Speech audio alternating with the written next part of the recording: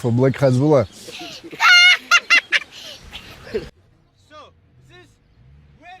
ma dagaalamo balse waxa uu safka hore uga jiraa dadka ugu caansan madalaha tartamada mixed martial artska dunideena. boqorka MMA-da ayaa loogu yeeraa waxaana uu magaca ku helay la jaal noqoshada xidigaha tartamadan iyo challenge-ga faroka ciyaarka ah ee kala dhaxeeya dagaalyahanada ku loolama tartamada UFC.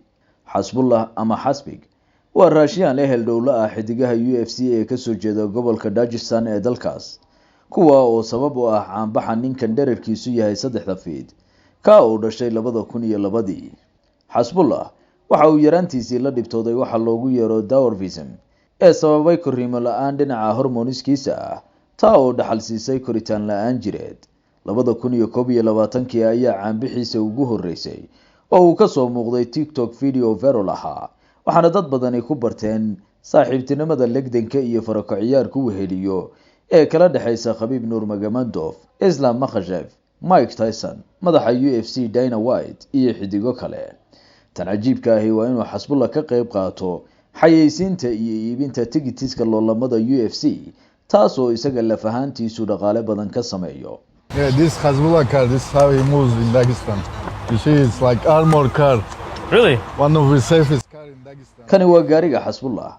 Waa gaari military oo bulletproof ah. Ninkani kaliya ma aha muuqbara bulshada lagu maadaysto ama meme ee sidoo kale waa ganacsade jecel iibinta gawaarida sida uu sheegay. Yeah, this is number one hobby to buy expensive cars and sell them cheap. Taasi waa sababta aan u xiiseeyo inaan gaari qaali ah soo iibiyo kadibna raqiis isaga gado. Sidoo kale waxa uu leeyahay brand dharka ah, video mobile game iyo ganacsiyo kale.